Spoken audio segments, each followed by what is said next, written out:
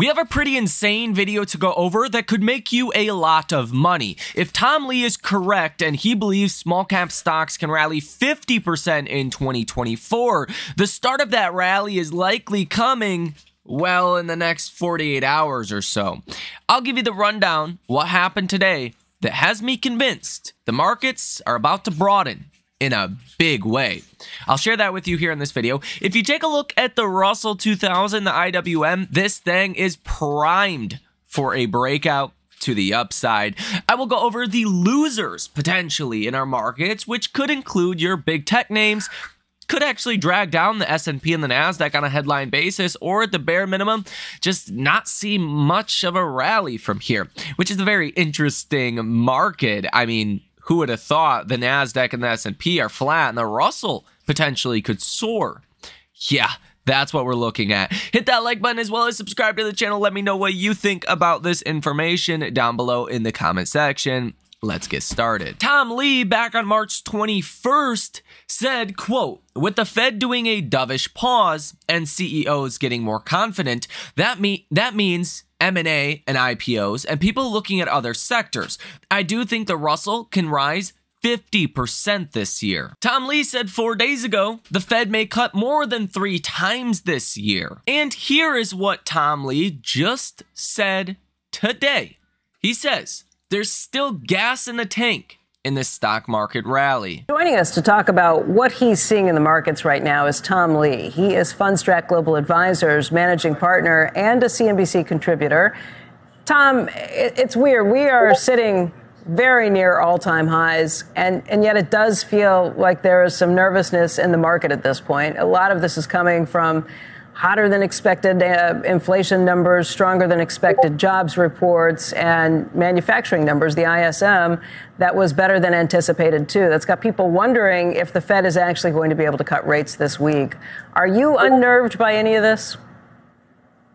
I think this coming Wednesday, Becky, will really answer a lot of questions because I think you've summed it up well. Investors have been grappling with this idea that can the Fed be in a position to, reduce real rates if we've got good economic growth? Because what does that mean for inflation? And this coming Wednesday is March CPI. I think it's going to be the first clean CPI report of this year. It won't have any residual seasonality. We're expecting that to be a pretty good report, lower than expected inflation. And I think it's going to help investors get to this place where we can have pretty good growth in the economy. There's some slack in the labor markets, but inflation's falling fast enough for the Fed to actually cut rates this year. And of course, that'd be great for stocks. I know you'd been telling people kind of buy on the dip, not that there's been much of a dip if you're just talking about a pullback of a few percent. Does it matter if the Fed cuts rates or not? If the economy's really strong anyway, will earnings be able to justify the valuations at this point?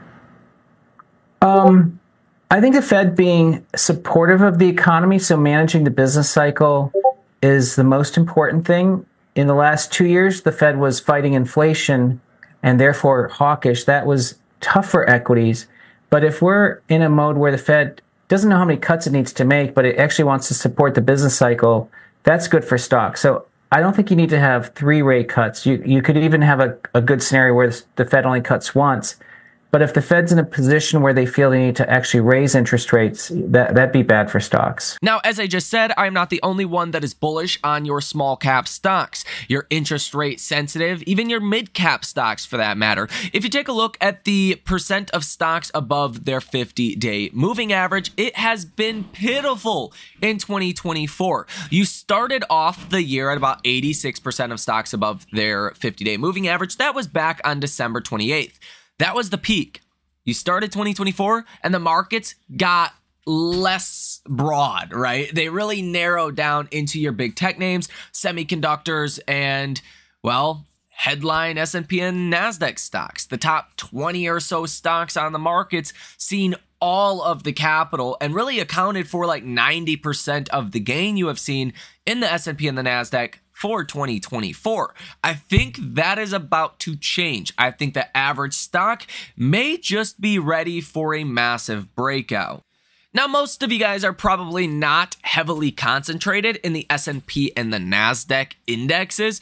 If you are, that's great. There's nothing wrong with that. I'm not expecting some kind of imminent collapse based on what we're going to get on Wednesday, but I'm not expecting that much of a rally from here. This is really for more the active investor, the stock picker. I think you are in for some pretty big gains here in the next 48 hours or so, and it could continue for a while. Now, some very interesting things happened today. We were pricing in the first cut of the federal funds rate by the Fed June 12th of 2024. We've been pricing that in for the last 2 months or so now. Initially, to start 2024, we were expecting the first cut in March. That got pushed out to April, got pushed out to May, got pushed out to June, and that's where it has been for a while. But today, it actually just got pushed to July.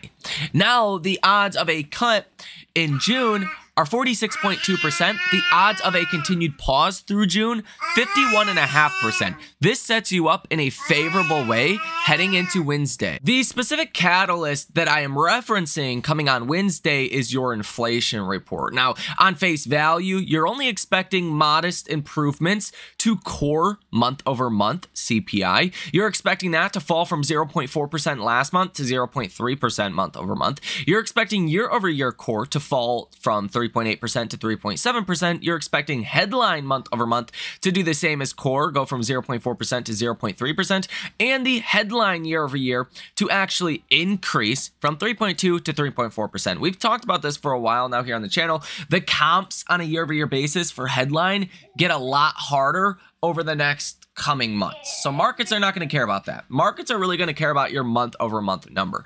Now, I think this number is going to come in at 0.2, maybe 0.1%. Now, the reason for this is pretty simple. This is ISM Services prices. You just hit levels you have not seen since way before pre-pandemic, right? Pre-pandemic, like December 2019, you were at 59.8 points for ISM Services prices. For the month of March, you just came in at 53.4. You're like 5 points lower than your pre-Rona levels. Now, the Rona crash, you actually had a number that hit as low as 50.4, so you're closer to that. You're closer to the same level of pricing in services during the bottom of the Rona crash in March than any other time since then. That's crazy to think about. Okay, big deal. Well, back during the Rona crash, inflation was actually at one point negative 0.3% month over month. So prices were actually really falling. Well, you can see ISM Services prices, they come out before CPI every time. And they tend to follow CPI. So if service prices fall, then usually CPI falls as well. Now, this is actually PCE. So CPI, the chart's going to look just like this, but this is a chart for PCE. So likely inflation across the board is really starting to disinflate for the month of March. Now, back to what I said for my estimates for CPI. I'm expecting a 0.2% number, maybe a 0.1% number. Here's kind of how it works, though. It's rounded. So it comes out in a decimal point, like 0.11% would be rounded down to 0.1%. 0.14% would be rounded down to 0.1. Let's say 0.15, 0.15, that would be rounded up to 0.2. So I think really you're going to come in between 0.15 and 0.23, 24, 25, and likely get rounded to about 0.2. The difference there is important because if you come in at 0.24, you're still going to get rounded down to 0.2. That's going to be great. Markets would love that. But let's say you come in at 0.15% month over month, and let's say you get rounded up to 0.2, you might see a ferocious rally in the broader areas of our markets. I think the markets started to sniff out what I'm saying here, meaning you actually had the NASDAQ that was basically flat on the day today. The S&P was actually slightly red, but guess what? The Russell was up 0.5%. That is a massive outperformance. That is a 15, almost 20x outperformance of the Russell compared to the NASDAQ. Most notably, you actually had bond yields like the 10-year Treasury yield going up about 5 basis points today. That normally doesn't happen. If you see 10-year Treasury yields go up, you tend to see the Russell really underperform. Instead, you've seen 10-year Treasury yields up and the Russell really outperformed. So apparently, Tom Lee, and myself included, believe this week's CPI report is going to be good news. It's going to show the disinflation story was not, quote unquote, just to use very unpopular terms, transitory after all, and maybe the disinflation story is going to continue following the last 2 months of bad CPI data and PCE data that we have gotten to start 2024. What have been the stocks, sectors of the markets that have really been negatively affected in 2024? Everyone said, oh, this market is great. Stocks are hitting all-time highs. Bullshit. BS. It's not happening. Small cap, interest rate sensitive, mid cap stocks, some have done okay. Broadly, they really haven't done much of anything in 2024. At the same time, semiconductors and big tech continues to soar higher and lead markets to all-time highs. Those other areas of the markets, they're just sitting out. And I think if we do get further upside for markets, it's going to be in those areas. Small cap, interest rate sensitive, and your mid cap stocks that haven't been playing along as much in 2024. And I think you may just start a pretty massive rally here. Take a look at the Russell. The Russell is coiling to the upside. If you break out above 210, things start to look really good. But just look at this chart abstractly. And first, the RSI is at 52.66, pretty much neutral. The MACD lines are at about 1 and 1.5, so nothing too crazy to see there. But just look at this chart. It looks beautiful. This Russell 2000 chart looks absolutely beautiful from a technical perspective. I mean, look at this bullish channel you have right now. You are above your 50, 100, and your 200-day moving averages. Let's go ahead and put another one up here. The 20-day moving average is one that a lot of people like to watch as well. Let's put that as maybe yellow here on the charts. Whoops. And you're actually above that as well. And you found support there today. What happened when you hit your 20-day moving average? Well, you bounced. You bounced. And today turned into a great day for the Russell.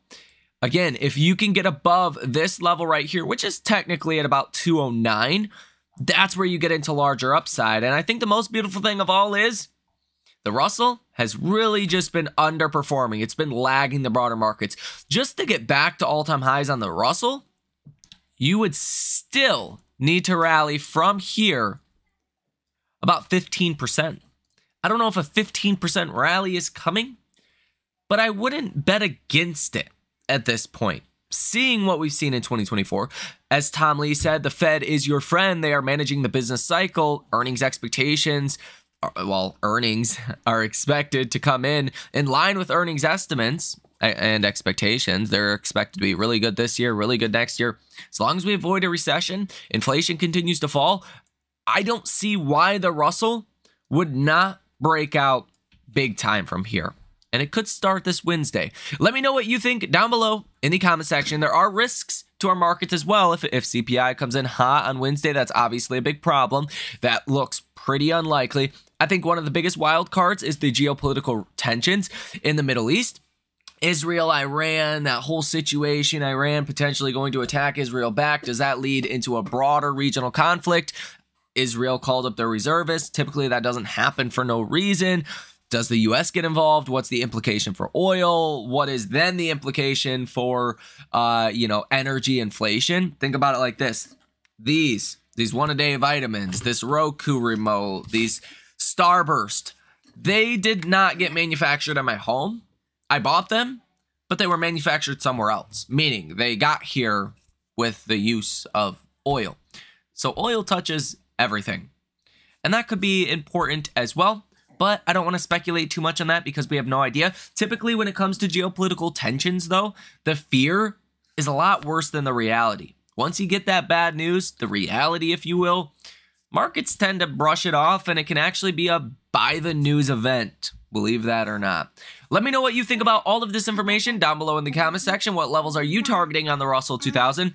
If we do see a larger breakout, that 220 to 225 level on the Russell looks pretty dang attractive from here. I'm not going to lie to you guys.